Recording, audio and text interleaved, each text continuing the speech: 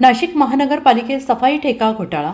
नाशिक महानगरपालिकेने नागरिकांना आरोग्य, शिक्षण, स्वच्छ पाणी, चांगले रस्ते, सफाई, दिवाबत्ती यासारख्या मूलभूत सुविधा देणे अपेक्षित आहे। मात्र गेल्या काही वर्षांपासून ठेकेदारांच्या माध्यमातून सुरू झालेली यंत्रणा ही भ्रष्टाचाराची जननी ठरत असल्याचा गंभीर आरोप काँग्रेस नेते राजेंद्र बागुल यांनी केला आहे आणि त्यांनी स्पष्टपणे सांगितले की सफाई ठेका हे महानगरपालिकेतील सर्वात मोठं घोटाळ्याचं केंद्रबिंदू बनलेलं आहे।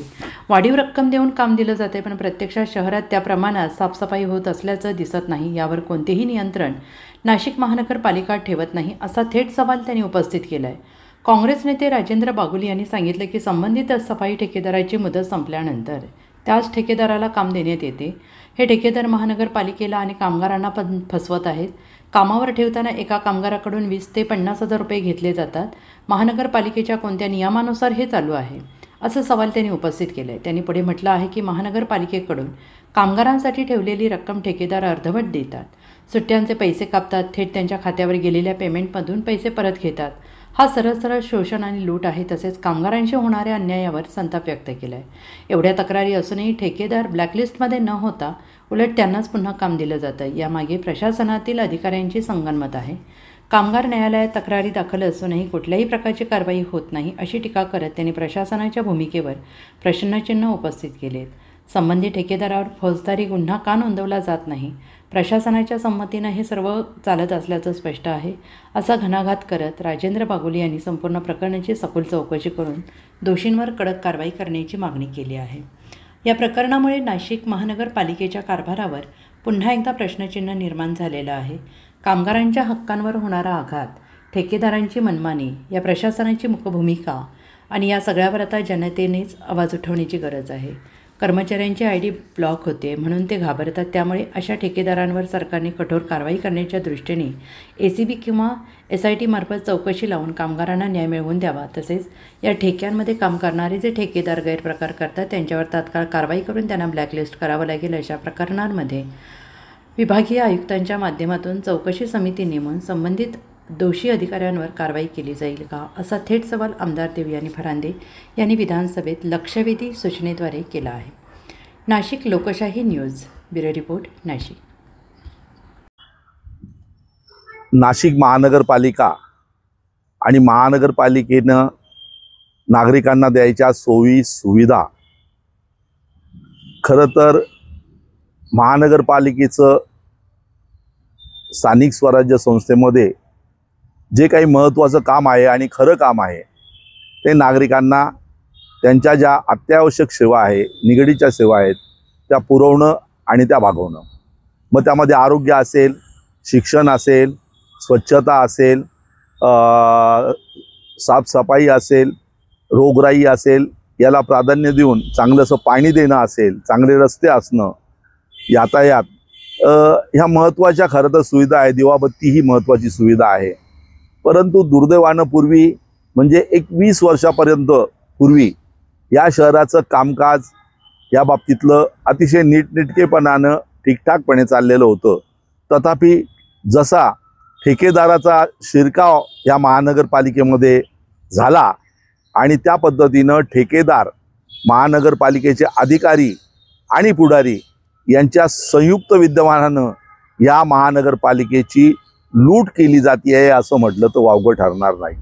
आणि म्हणून तुम्हाला उदाहरणच द्यायचं झालं तर या शहराच्या स्वच्छतेबाबतीत रोज नवीन प्रयोग केले जातात आणि त्या प्रयोगामध्ये काही असं छानसं चित्र उभं केलं पाहतं, त्या गोंड चित्राखाली नागरिकांना भुलवलं जातं, परंतु त्याच्याच खिसा या निमित्तानं कापला जातो हे त्याच्याही लक्षात येत नाही। बेमालूनपणे त्या चित्रापोटी या शहराला लुबाडण्यात येतं आहे हे आपल्याला दिसेल।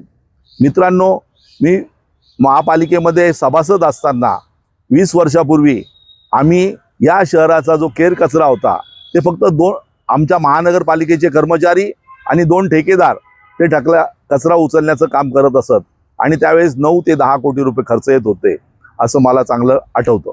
आपण त्यानंतर जो ठेकेदाराने याच्यात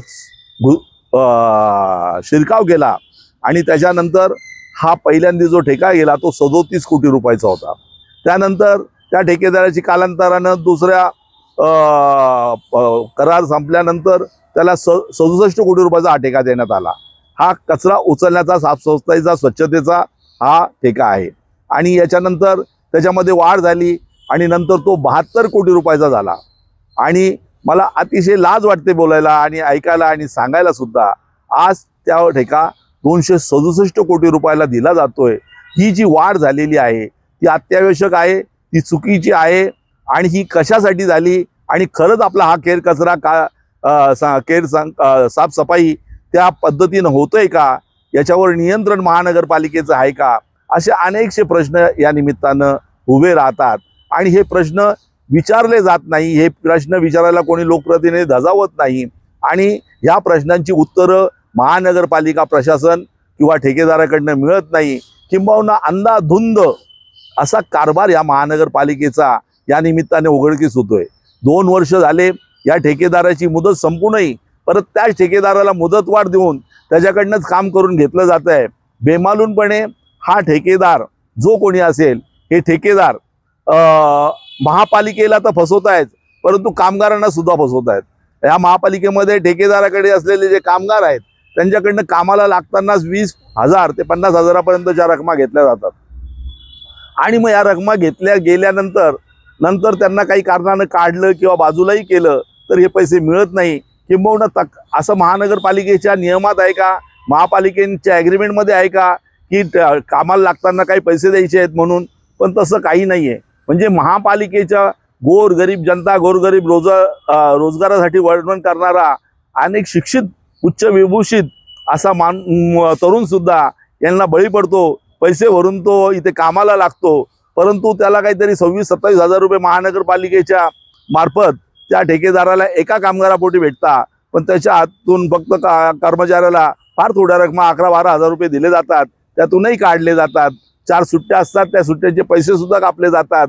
आणि अशा पद्धतीने बेमालूनपणे त्या तरुणाची फसवणूक होते। परंतु आता कामधंदा नसल्यामुळे रोजगाराच्या याच्यानं पश्चातापानं दग्ध झालेला असलेला आईवडिलांना आणि घराचं कुठेतरी सांभाळ करायचा म्हणून आज तो काम करतो आहे। आणि एक गुलामगिरीचं, वेठबिगाराचं आज त्याला काय म्हणता येईल, त्याला जीवन जगणं या ठेकेदाराच्या कामावर आलेलं आहे। आणि आज उद्या कदाचित आपण परमनंट होऊ ही आशा सुद्धा त्याच्यामध्ये आहे, पण तसं होणार नाही। पण आता काहीतरी कारण काढून ह्या ठेकेदाराचे माणसं वाढवले जात आहे, म्हणजे संख्या वाढवली जाते आणि ती रक्कम वाढवली जाते, असं आपल्याला बघता येत। मग हे करत असताना खरंच हे काम नीटसं होतंय का, तर याचं उत्तर नाही आणि नाहीच आहे। या शहरामध्ये कचऱ्याचं, केराचं साम्राज्य आहे, आरोग्याचा प्रश्न फार मोठा उभा राहिलेला आहे। मग इतके 700 लोक जर याचे आहेत, ते 700 लोक काम करतात का, तर याचं उत्तर नाही आहे। आता यांनी सुद्धा कर्मचारी नेमलेले आहेत, अनेक कर्मचाऱ्यांनी त्यांना 2-5 हजार रुपये देऊन नवीन माणूस तिथे कामाला लावतात। तो काम फक्त आपल्या सेल्फी काढण्याच्या उद्देशाने तिथे यायचं, सेल्फी काढायचं आणि घरी निघून जायचं। आणि ठेकेदाराच्या सुपरवायझरला त्याचं कमिशन द्यायचं, अशी पद्धत इथे सर्रास चालू आहे। आणि याच्याकडे महापालिकेच्या कर्मचाऱ्यांचं किंवा महापालिकेचं प्रशासनाचं दुर्लक्ष आहे। महापालिकेचं याच्यावर नियंत्रण आहे का, तर याचं उत्तर नाहीच असं द्यावं लागेल। कारण यांची बिलं पूर्णपणे निघतात, याच्यात काही कपात होत नाही। महापालिका या रस्त्यावर येतच नाही, महापालिका बघत नाही, महापालिकेचा आरोग्य अधिकारी कधीही रस्त्यावर आला नाही, कधी त्यांनी रस्त्याचे कचऱ्याचे ढीक, डेपो, ब्लॅक स्पॉट आहेत ते बघितले नाहीत किंवा बघत नाही। आणि अशा पद्धतीने जर हे काम असं दुर्लक्षितपणे, बेवारसपणे चाललेलं असेल, तर मग हे इतके 267 कोटी रुपये खर्च करताय, हे कोणाच्या भरोशावर करतायत, काय म्हणून तुम्ही करतायत, तर हे खूप गंभीर आहे। आणि याच्याबाबत नुसतंच ठेकेदार नाही, तर प्रशासन आणि पुढारी सुद्धा तितके जबाबदार आहेत। आता प्रश्न असा असतो की यांनी जर पैसे घेतलेले आहे आणि पैसे देत नाही, 2-3 महिन्याचे पगार सुद्धा यांचे पैसे वापरले जातात। आणि ते पैसे इतका मोठ्या प्रमाणात जर त्यांना पगार मिळत असेल, तर तो पगार त्यांच्या खात्यावर गेला पाहिजे होता, तो न जाता खात्यात जरी गेला तरी त्याच्यातून काढून परत हे लोक घेतात पैसे, अशी सुद्धा तक्रार त्यांची आहे। आणि या तक्रारी झालेल्या असताना सुद्धा हा माणूस, हा ठेकेदार हा ब्लॅकलिस्टला जात नाही, किंबहुना तो ब्लॅकलिस्टला न जाता त्यालाच परत ठेका देण्यात येतो किंवा त्याला मुदतवाढ देण्यात येते। माझं असं म्हणणं आहे, जर याच्या तक्रारी झालेल्या आहे, लेखी तक्रारी झालेल्या आहे, कामगार कोर्टात याच्या तक्रारी झालेल्या, औद्योगिक न्यायालयात, तरी सुद्धा कामगार न्यायालयात तक्रारी झालेल्या असताना सुद्धा, त्याचे निर्णय झालेले असताना, लिखापडी झालेली असताना, याच्या पेन ड्राईव्ह जाहीर झालेले असताना, तरी सुद्धा अनेक लोकांच्या, अनेक सामाजिक संघटनेच्या, अनेक सामाजिक कार्यकर्त्यांच्या याबाबत तक्रारी असताना सुद्धा महानगरपालिका प्रशासन आणि सरकार या ठेकेदाराविरुद्ध फौजदारी स्वरूपाचा गुन्हा का नोंदवत नाही? का त्याच्यावर गुन्हे नोंदवले जात नाही? का त्याला ताबडतोबीने ब्लॅकलिस्ट केलं जात नाही? हा असा खरा प्रश्न आहे. आणि याच्यामध्ये खूप मोठं घोडगोंबला आहे, खूप मोठा मलिदा गँग याच्यामध्ये कार्यरत आहे असं म्हटलं तर अवघड ठरणार नाही.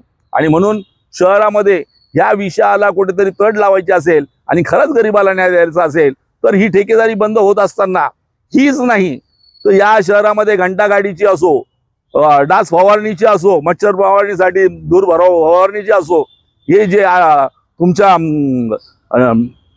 प्लंबरची असो, तर हे जे सर्व आहे या सर्व ठेकेदारीमध्ये एक प्रचंड मोठ्या प्रमाणावर भ्रष्टाचार या शहरामध्ये चालू आहे. आणि याची उच्चस्तरीय चौकशी होऊन ही सर्व ठेकेदारी बंद करण्यात यावी. आता उद्यानाच्या बाबतीत सुद्धा ते ठेकेदारी ताब्यात जो 50 गार्डन दिलेले आहे, त्या 50 गार्डन मध्ये कोणी आयुक्त कधी गेले होते का? कोणी महापालिकेच्या प्रशासनाचा जबाबदार अधिकारी गेला होता का? सिटी इंजिनियर गेला होता का? का म्हणून तुम्ही कोट्यवधी रुपयाची तिथे देखभाल दुरुस्तीसाठी पैसे खर्च करताय, पण त्या उद्यानाची स्थिती अतिशय भयानक आणि भयानक आहे. फक्त बिलिंग करून पैसे काढणे हाच उद्योग या महानगरपालिकेमध्ये चाललेला आहे आणि तो अतिशय या शहराला परवडणारा नाही. म्हणून ही सोन्याची कोंबडी अंडे खाऊन राहिले, पण कोंबडी मारून टाकू नका, ही परिस्थिती असं म्हणावं लागेल. आणि म्हणून आज मी या निमित्तानं प्रशासनाला सांगू इच्छितो की या शहरामध्ये चाललेल्या आहे ठेकेदारांचा धुमाकूळ प्रशासनाच्या अधिकाराच्या आणि सहमतीनेच चाललेला आहे. आणि म्हणून तो थांबवावा आणि ठेकेदार मुक्त हे शहर करावं.